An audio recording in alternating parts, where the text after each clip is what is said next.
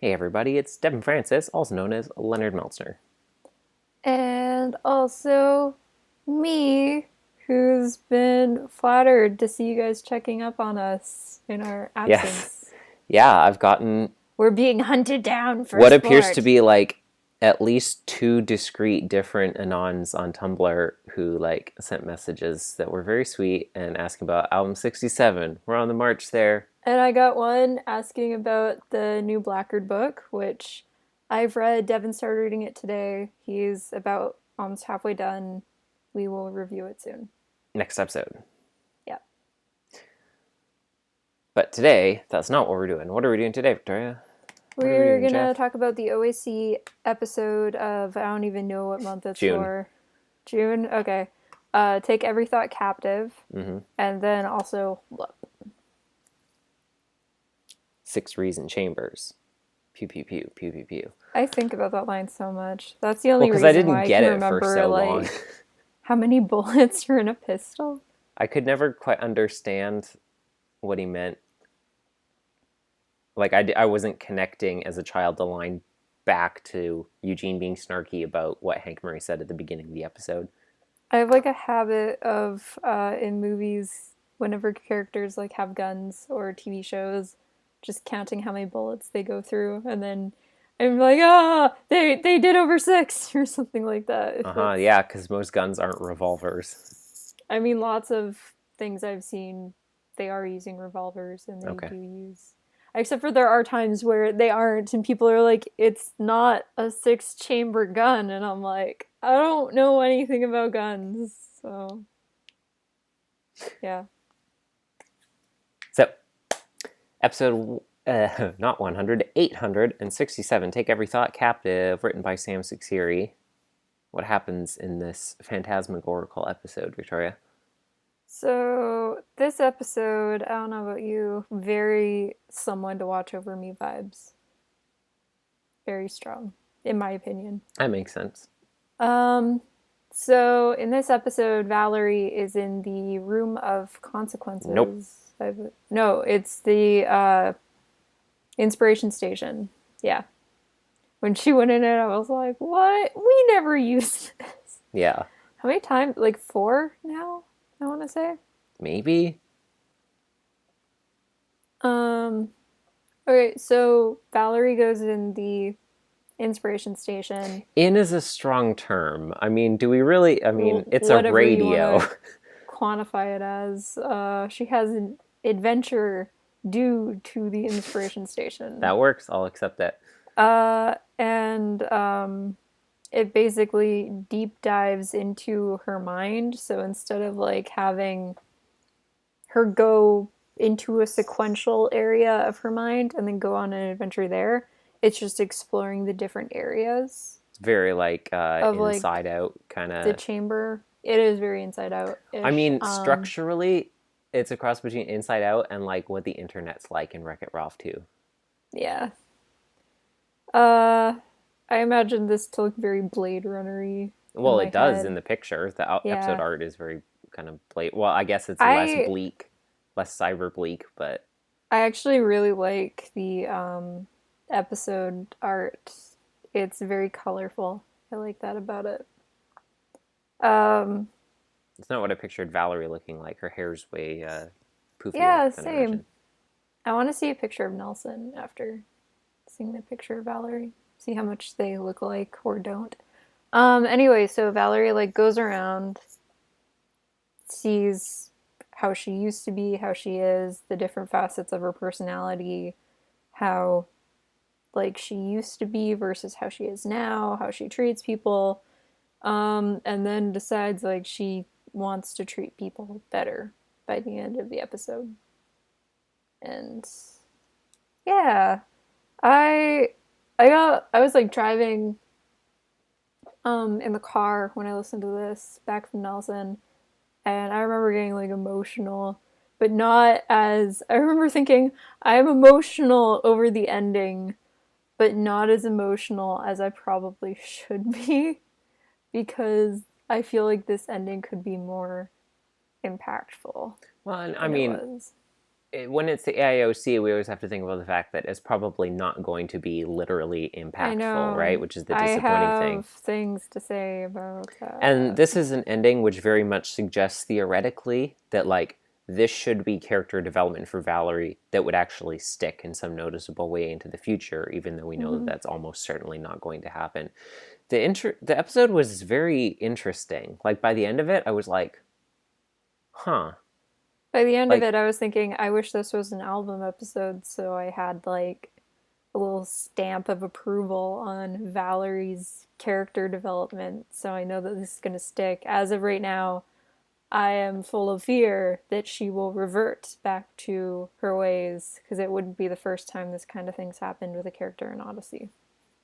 excuse Jay. me. I'm looking at Jay. Yeah, we're all looking at Jay. Jay, I mean, why? for most of the episode, I was thinking like, oh, we're just kind of going through like, oh look, Valerie's seeing her own mind. She can see like, oh look, I'm shallow. Oh look, I'm mean. I guess I should change.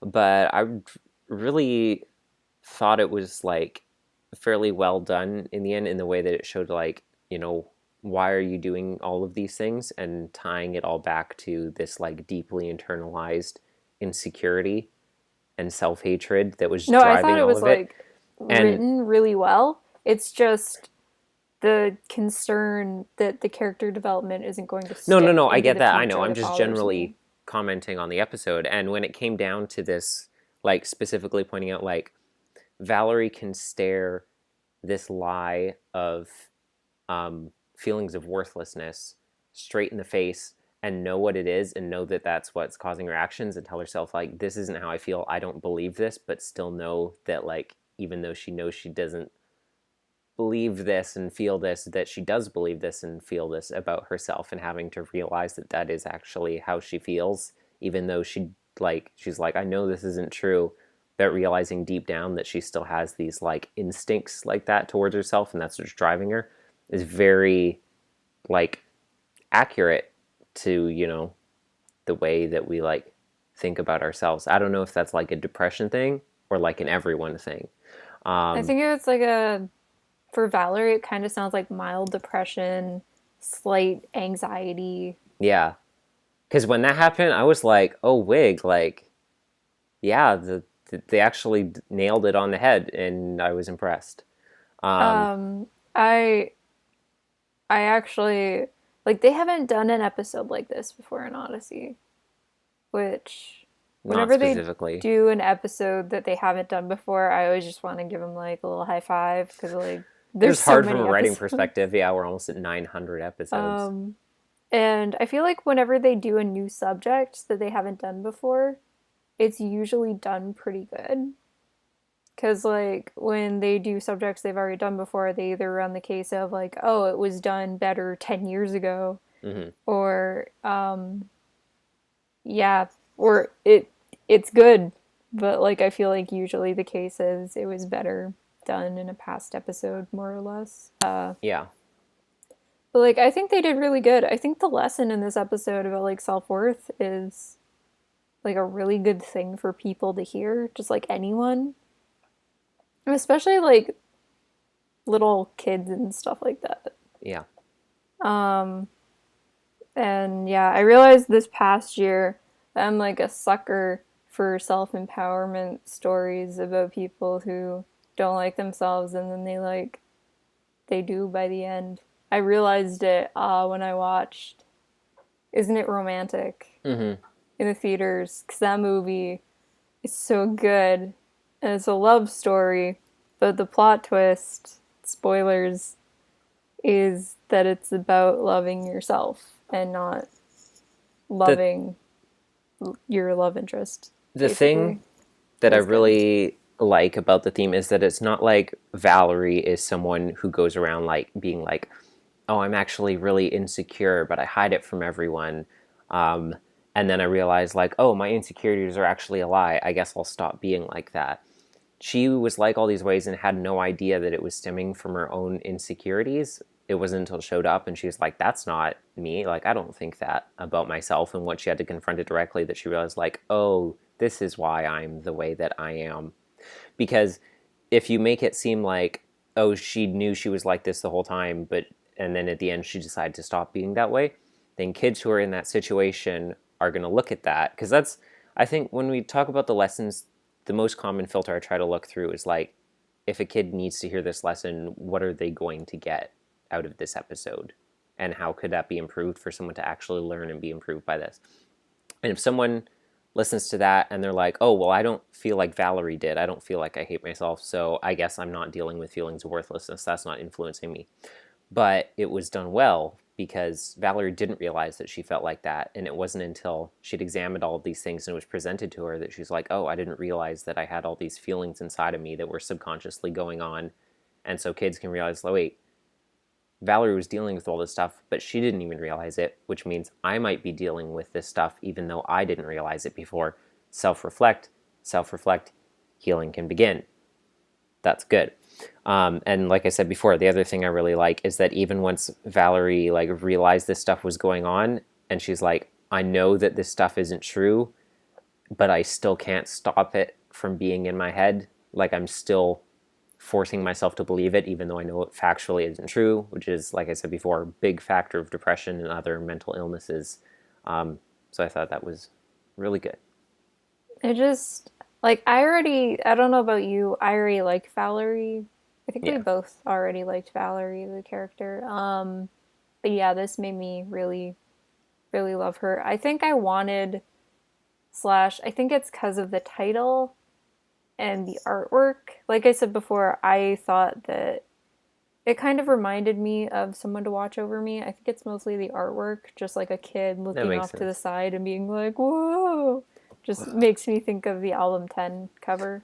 Yeah. Um, but like I thought it was gonna be a lot more tense than it was. So I kept on waiting for it to like get insane. Uh-huh. That never happened. But it's okay because I got that from a later episode.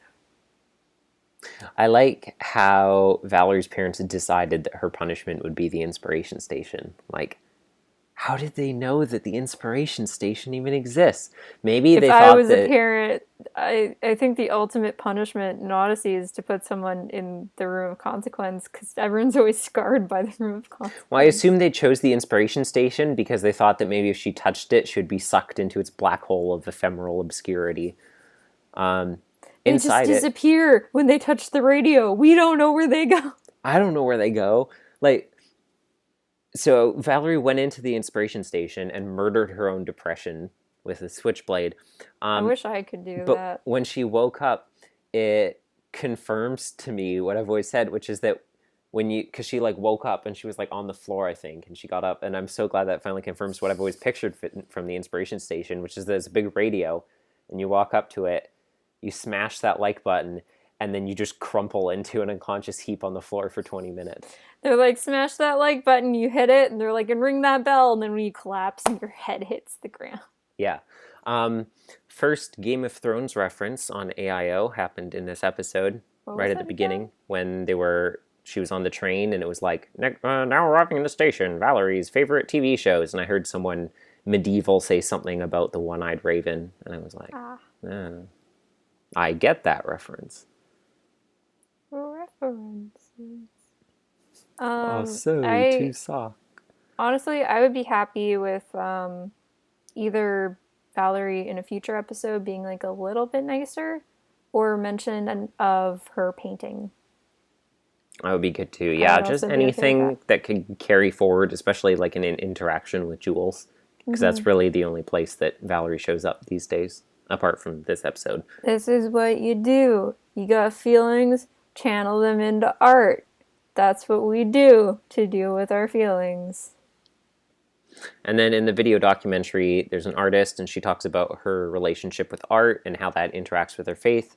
Bob takes an acrylic painting class, and a guy from Plugged In talks about discerning intake of media. And they said, remember that three-eyed raven thing?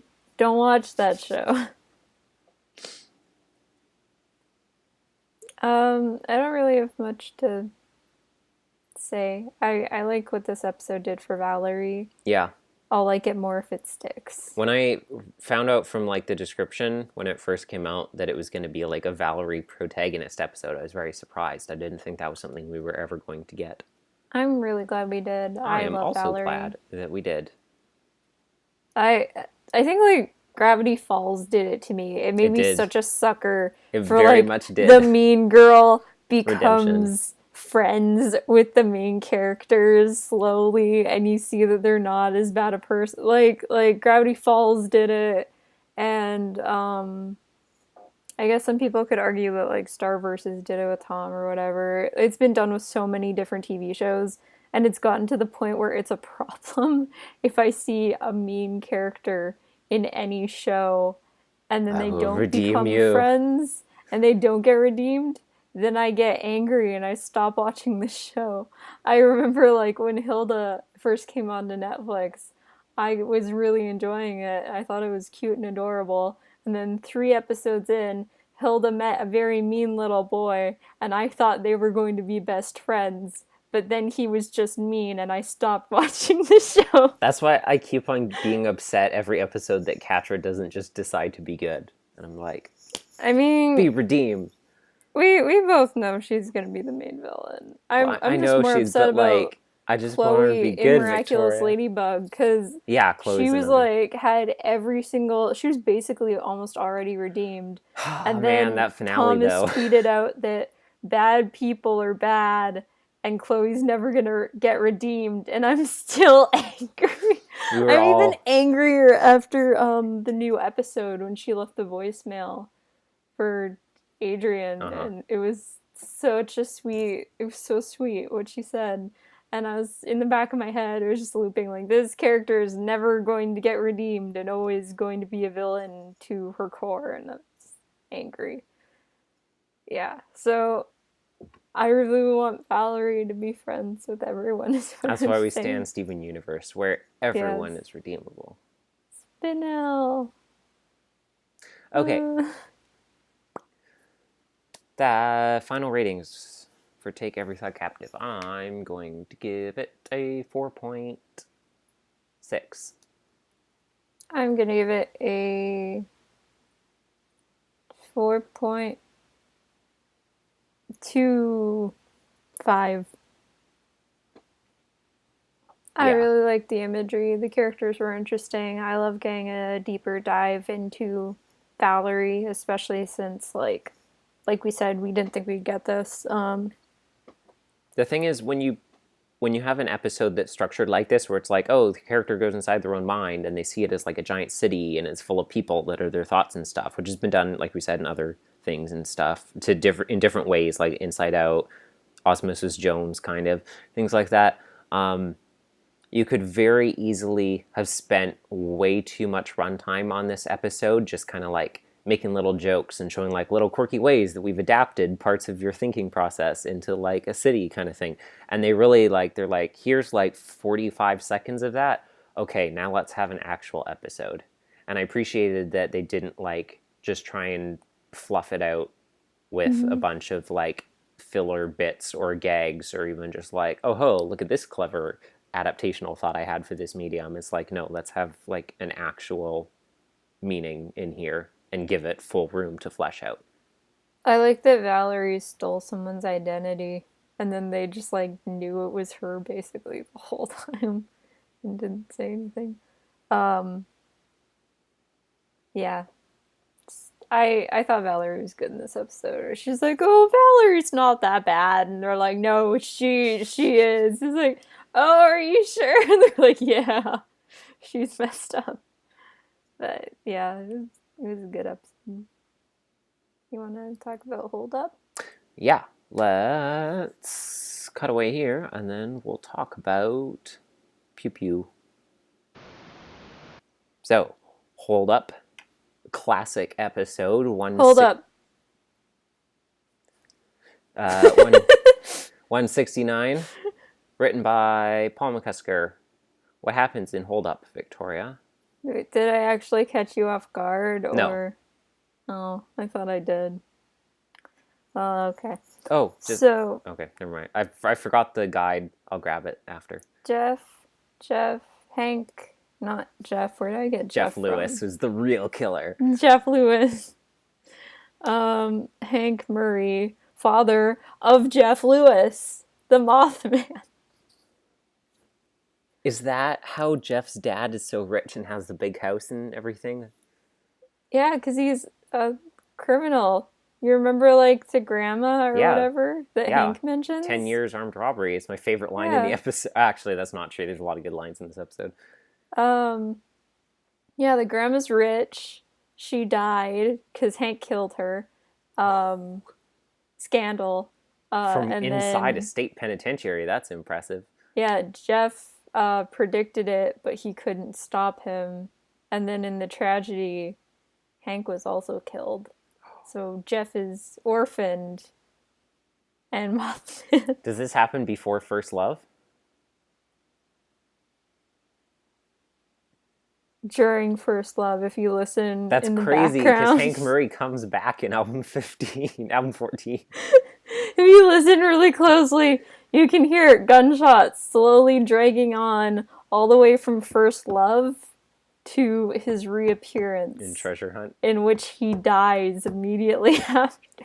After his Eugene plays the noise sonic thingy and then his brain explodes. He was a zombie in that episode, fun fact. It makes a lot of sense. Okay, what happens in this episode, Victoria? Does it even matter anymore in comparison to what I just said? No, episode's over. Goodbye, everyone. Goodbye, everyone. Whit is doing a speech at the Campbell College. A talk, a lecture, I guess, more Yeah. accurately. And Connie and Eugene are running the shop by themselves. They're going to close up soon. A guy comes in while they are debating, like, morality and stuff. As you do with your coworkers while you're waiting for the day to end. I mean, it's normal for Connie and Eugene, honestly. So then Hank's like, let me put my 2 cents in. And I'll and take now your let me 2 also cents take my 2 cents out and then take all your money out too because shake I'm it all robbing about. you. And then they're like, oh, you're robbing us? Let us make references to Hal's career in the process. Yeah, and then they basically Five Nights at Freddy's Hank until he cries in the Bible room, and then he gets arrested. Yeah. Yeah. They're like, wit's end is what you put into it, and when you put murder into it, you get murder out of it. We're gonna kill this man. The Shining 3. Dr. Awake. Dr. Mothman. I bet Mothman is in at least one of Stephen King's books. Probably. I'd be very disappointed if he wasn't. That's what the Langoliers are. That's why they're furry. And that does have to do with time travel. Ooh. Oh, Devin, we cracked the code. The Langoliers are Jeff's mom. It's like he has to be part human, part Stephen King monster. Part scaring the little girl. Scaring the little girl.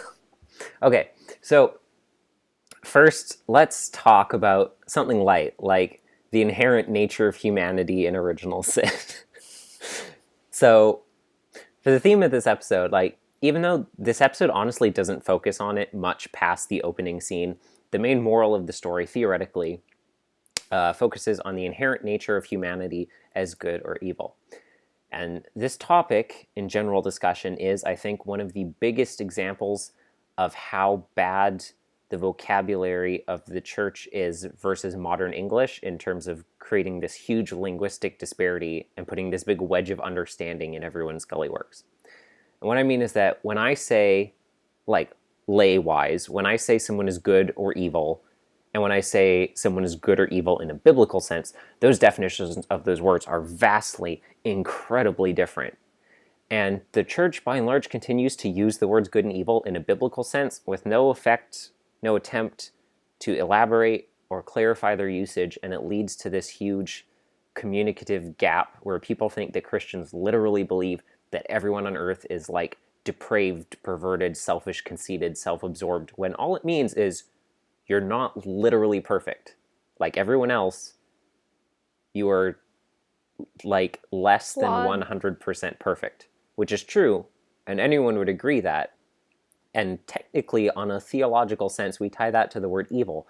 But in modern English, that's not what the word evil means. And as long as we keep using it that way without explaining what we mean, this is like just creates so much discord in people trying to have this argument over what it means about like the nature of humanity. Because people always, it comes across so judgmental. And that's not what it is. But we just are really bad at understanding what words to use to communicate ideas, and it frustrates me that people can't just either define your terms better or use different terms. I have some terms that I can apply. I have two quotes, which I'm going to draw upon. Okay. One is from a popular show about good and evil called The Good Place.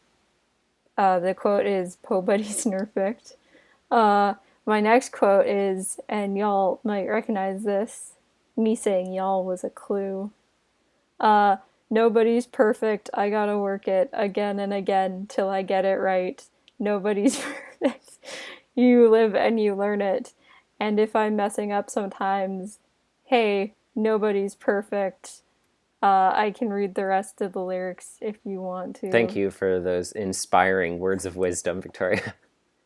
Thank you. I got them from Miley Cyrus. So the opening conversation to this episode labors under this same paradigm, and already we can see it's leading to so much understanding. Obviously, we are all fallen as humans, but we all also have like a deep calling inside us to the truth and love and goodness and God that we don't always follow, but that's still inside every one of us that pulls us in that direction, a conscience, a sense of morality. The specific verse that I'm thinking of is somewhere in Paul's epistles. I couldn't find the specific one I was thinking of. It talks about how like people everywhere know deep down in their heart of hearts that there's at least something bigger and more out there, and that those who don't believe that are making an active decision to ignore that instinct. That's not like the native state of humanity. The verse I did find, which is also relevant while looking for that, is Romans 2:14 and 15, where Paul says that the Gentiles will at times follow the law even when they don't know it, because the requirements of the law are written on their heart and conscience. So he's saying that people have an intrinsic sense of morality and desire to do it, and sometimes we mess up. By biblical definition, that's evil, but by a lay modern definition of those terms, that's a foundation of a good nature, and until we define those terms, we can never have a clear discussion about it. That always annoys me, and this episode like really demonstrates that well. I don't know about you, but I think we both pulled on some pretty powerful quotes. It's like that sign outside the church that has like a quote about helping the needy from Mother Teresa and another quote about the nature of humanity from Mewtwo from the first Pokemon movie. Speaking of, I really love how Eugene gets so excited about discussing philosophy that he's the only one in the room who can't tell that he's actively being robbed. It made me think about that story when Miles was like out of town for a convention and a guy tried to mug him and Miles didn't realize what was happening. It was like in an alley and a guy pulls out a knife and he's like, "Hey, you want to buy my knife?" And Miles is like, "No thanks," and walks away. And then later he's like, "I think that guy tried to rob me." I've he had wasn't things trying like to that. sell me his knife. I've had situations like that before that have happened. I hope to not me. exactly like None that. as dangerous as that, but also ones where like something happens, I'm like, no, I'm good, and then later on, I'm like, hey, wait Yeah. a second. It's like in a very John Mulaney Yeah, sort esque exactly what reaction. I... It's like, hey, wait. Wait a minute. This episode is packed to the gills with quality vintage Eugene and Connie banter. And I feel like in terms of the relationship in this episode, it's past the point where we get most of that peak banter. But the situation of this episode was able to bring them back into a space that they were able to get like that classic banter without it being, you know, out of character. My favorite one is when it's like, boy, you two were made for each other. We're just friends, actually, barely, is like best interaction of the episode. That's my favorite line of banter between Eugene and Connie in the entire show is in Changing Rodney, when Eugene says to Mandy that when Miss Kendall first came to Odyssey, she was a snippy, argumentative agnostic. Hey, I heard that, but thanks to the care and help of Mr. Whitaker and other people, I heard that too. She became the snippy argument. I'm doing it so wrong. And Whispering. She became the snippy, argumentative Christian. I heard that too. We know and love today. I butchered the quote, but you know what I mean. I know. It's a very funny line. About. Yeah. I said it before, I'll say it again. They probably have the best relationship on the whole show. I've quite recently, and by that I mean this last week, become very fond of a term I saw used on Tumblr in relation to a podcast I like. Is it the Magnus Archives? Yeah, where people were talking about the characters in that show and how lots of people are surprised when they start listening to the show that no one on the show likes each other like at all. IRL or the characters? The characters. Oh, okay, good. The people who make it are all friends. But I would be sad if the real life people didn't like each other. Yeah, it's me with Alf. I know. But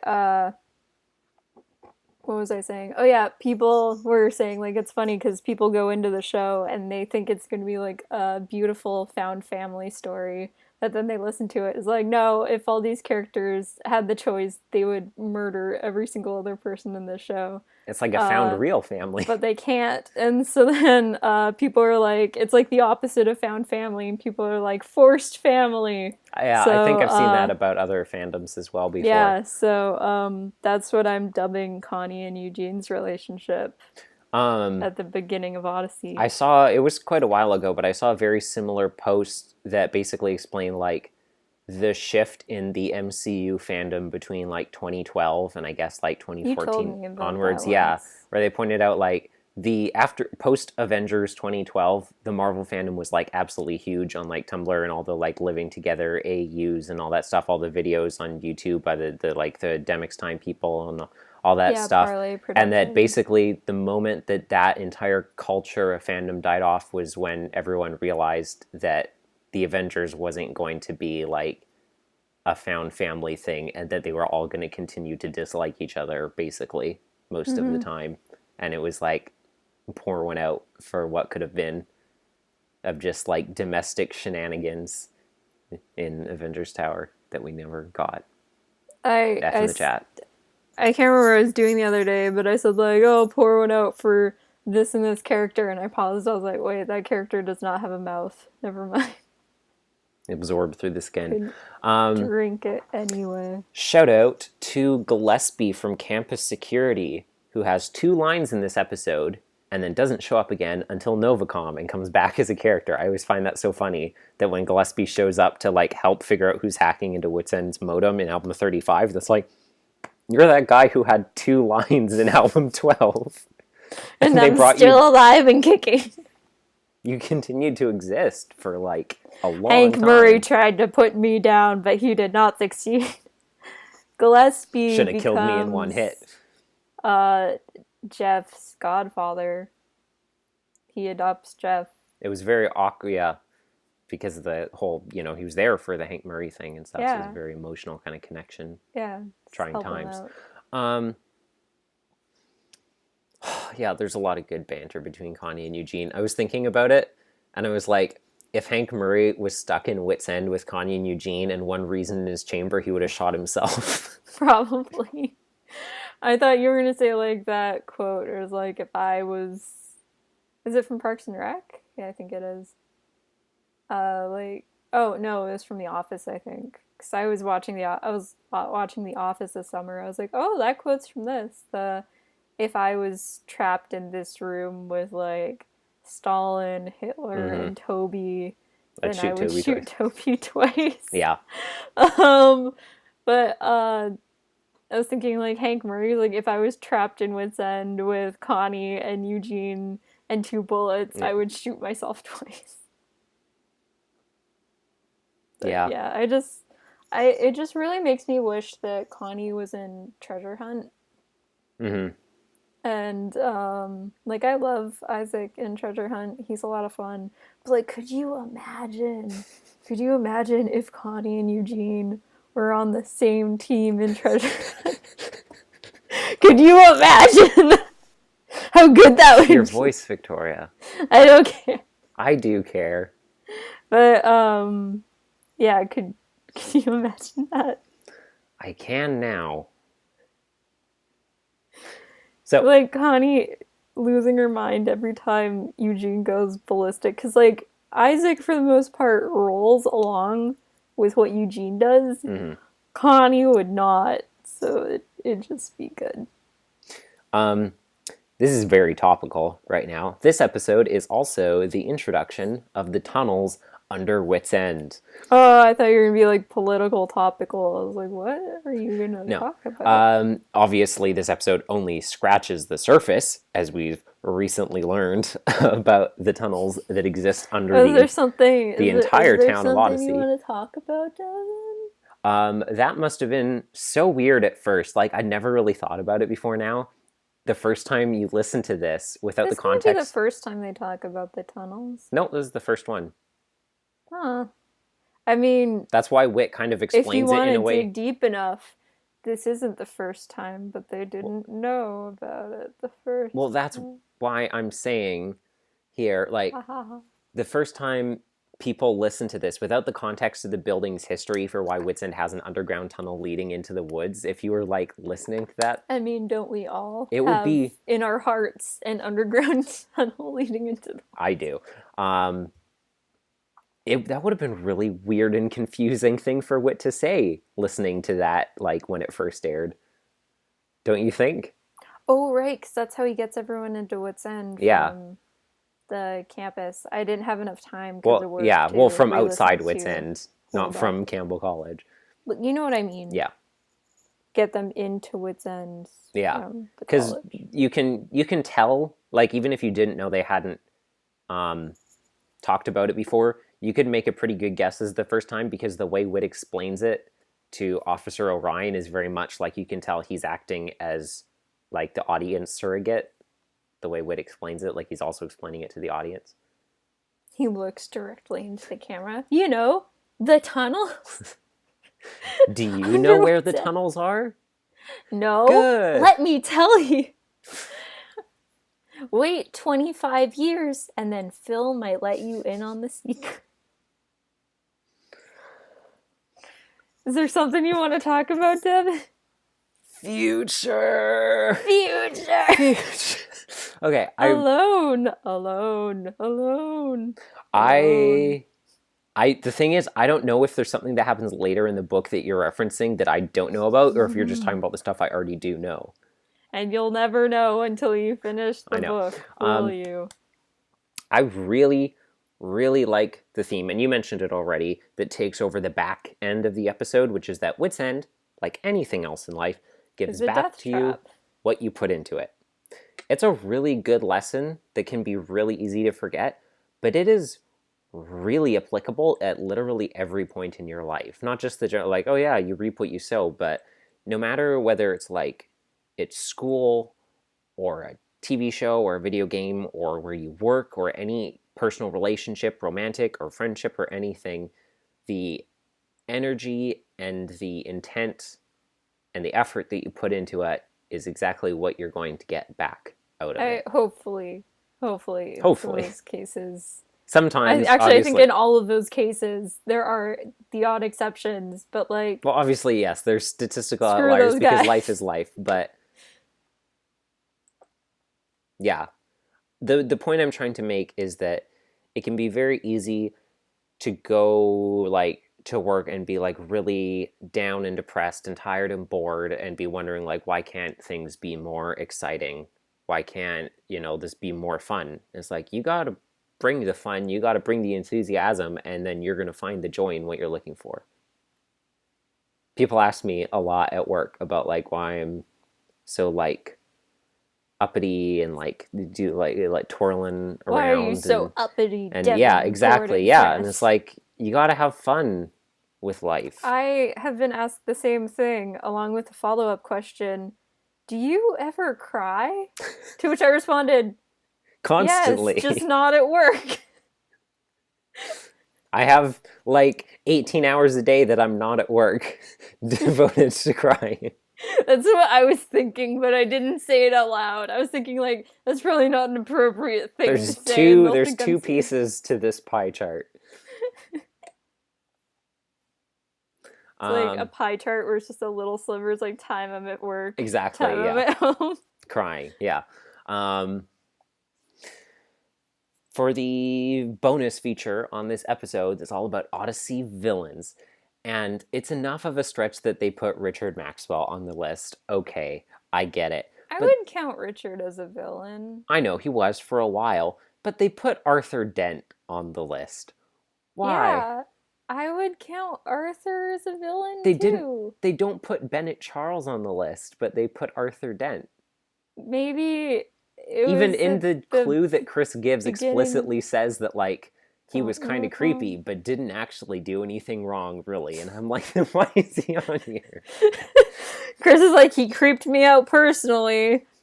And Chris Anthony Lansdowne, as an individual human being. One time he looked at me for too long without blinking. Did not like that. Time to put him on the villains list. Scribble. Do you ever wonder, like, if Chris is a character, where was she during NovaCom? Did she get a Nova box? Did Dr. Horpelschninker, whatever his name is, get a Nova box? Dr. Did it kill him? Not well enough. He's still back present day. Here would be, I say we bring back the Nova boxes to take out the Doctor once and for all. If they were still doing, like, Chris's opening outro episode skit little vignettes at that time, do you think Chris would have I think they would have been downright creepy. I think she would start one and be like, hey guys, I'm just making a birdhouse today or something like that, and you'd be like, oh, good for her, and you get to the end of the episode and you'd be like like that picture of the person like sitting on the table with their hands on their head, just Okay, I'm gonna get the guidebook so we can see what it has to say about Hold Up. Okay. Album 9. Album 10. Album 12. Okay, what do we got? It's about the curse. Hold Up. BTS, Hold Up. We gave a tip of the hat to one of Hal Smith's other acting roles in this episode. Robert Hank Murray. BTS, Odyssey foreshadowed the boy band before, years and years before it ever was created. That's the real foreshadowing that Hold Up provides. $1 billion idea. Can I just say, I might be the only one, I don't know, maybe you were too, probably not. I was so confused when BTS became a thing, because every single time I saw BTS mentioned anywhere, I thought it was like, I saw like BTS fandom. I was like, there's a fandom for just behind the scenes content in shows. I was like, I think I could get behind that. That sounds pretty great. I still don't know what BTS stands for. I also don't know what it stands for, actually. It could stand for behind the scenes. It could. I don't know. It's probably something in Korean, I'm going to guess. Probably. I don't want to look it up because I want to keep my own headcanon. How Korean works. Robert Hank Murray looks through the objects in Whit's safe. What's this, he says. An autographed picture of Andy Griffith? Connie responds that Whit is a big fan. Hal played Otis Campbell, the town drunk, on the Andy Griffith Show. Goof alert. In Hold Up, Connie complains that no one ever told her about the safe at Whit's End. However, in an earlier episode titled Suspicious Minds, Album 8, Whit told her he was going to put money in the safe. If I was Connie, I probably would have just forgotten. Yeah, I mean, that is Connie's valid. Forgetful. They could have just gotten away with that, probably. Yeah, I wouldn't really consider that much of a goof alert. I do like how Connie is like, I knew there was something suspicious about that picture. Like, wait, because it's a picture of a safe? Yeah. Connie's quick. Connie's the most relatable character for me ever, honestly. Like, yeah. That is all, I think. Is that why you like Connie and Eugene's friendship? Because you remind me of Eugene and I remind myself of Connie. Connie is a very relatable character. I think because she feels like a real person more so Yeah. than maybe anyone else on the show. Who do you think I'm the most like in Odyssey?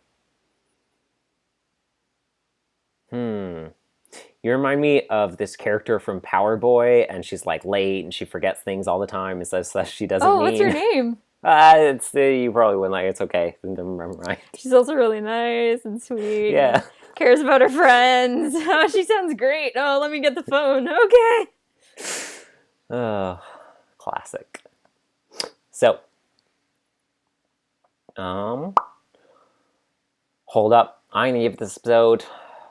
Ooh.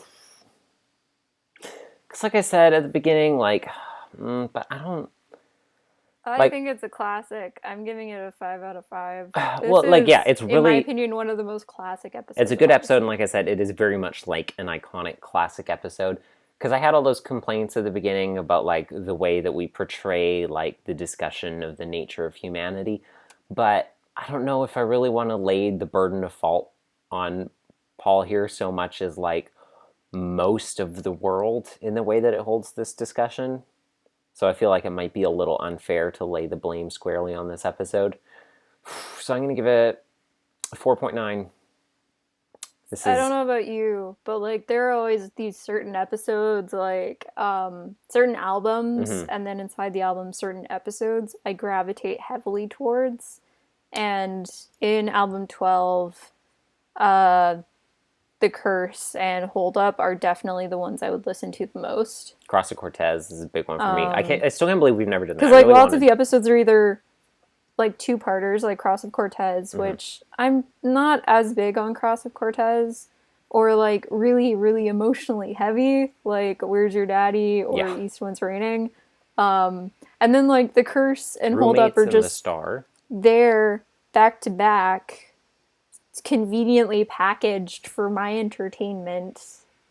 Angsty, so good. Love it. 5 out of 5 stars. Speaking of The Star, I'm playing Kingdom Hearts 1 right now, and last night I got to Atlantica, and now that I know that King Triton is played by Kenneth Mars, now, like, literally... Dude, why do you have the game? I hope you're not hoping for the 15-hour... Not on this playthrough. This is my 100% playthrough. Now that I hear that, every line that comes out of King Triton's mouth, all I can hear is Proclus from The Star. For me, it was listening to The Star, that made you realize it was King Triton. Yeah, I was just hearing King Triton. Hey, by the way, I forgot to say whatever. Once you figure out how to do the gummy ship in that game, let me know, because I'm bad at it. What part of it? I'm doing pretty well with it, I think. Like, change the parts. I helped you with that at Christmas. That was like a year ago. I mean, I am garbage with every single gummy ship. That's why I was so happy about admittedly, KH3 giving me complicated things it would build for me. Admittedly, I wish I could uninvert the controls, and the system of like moving the pieces and placing and rotating them around is so bad. I understand. Why do people like this game? I understand how they tried to do the best with what they had, isometrically speaking, but it is very non-intuitive. We figured that out last year. I don't understand why there are people who think this is the best game in the series. The only things I've changed have been to add more guns on the front of it. Same. What rating did you give it? Did you give it a rating? I don't think you did. I did. I said 4.9. Oh, okay. Yeah. That's it. Yeah. We did it. We made an episode. It's been a while. Next episode, we're talking about the 4th Blackgaard book. It's happening. It's coming in. There is more events happening. There is so much lore about the origins of characters and family and names of people. And are you enjoying seeing all my highlights? Yes, always. Are you... All the Connie highlights. I honestly don't really remember that well what I highlighted. I remember there were certain passages where I just highlighted like huge chunks, but I also did that with the last book. So, am I spoiling you when things are going to happen if you see a I don't think highlight so. later on down the page? Oh, I try not to look ahead. Okay. I try to. It's hard, especially because the text is big. Yeah. I try to resist the temptation. Usually when I'm reading. Usually when I read stuff on my Put your computer, hand. I only on it. screen so that the next thing I'm reading is the lowest paragraph down, and I only move it one paragraph at a time so that I don't read ahead. Question, preview for next time. Do you think you're going to say more or less than you did in the last book review? Probably Because I'm less. definitely going to say less. Probably than less I did proportionally, I imagine, just because I was going to say you're probably going to have even more to say. I don't know. I'm only 40%. I actually of the way don't have through. that much to say. I'm less than 40% of the way through the book, so I don't know how much I'm going to have to say. Depends on what happens, I guess. But we should end this review now so that we can get on with our lives because it's late. I think the third book broke my expectations. Oh, It shattered them. I can't put the pieces back together. I just cut my hands. Well, Victoria, there's still plenty of books to come. Yeah, but Richard won't be in them as much. We don't know that. So, like, what's the point in living any... I guess the Homecoming book. We don't know how much Richard... He's still going to be in most of Darkness Before Dawn. He'll be in Waylaid. He'll be in Homecoming. Yeah, but that's not enough. I need him. That's basically everything that's left. That's like everything except for Name Not a Number. Yeah, I need him. I need them to make him a spy. And it might happen. Who knows? Who knows what could have happened, Victoria? I can't say what's gonna... There's a lot going on that we didn't know about the first time. Dude, you need to stop talking and finish the book before I say something we'll both regret. Let's end the episode then here. Thank you for watching us, our side of the YouTube. I've been Tim Francis, also known as Leonard Meltzner. And please watch The Mandalorian. It's so good. I love it so much. And you've been watching The Adventures in Odyssey Oddcast. Bye.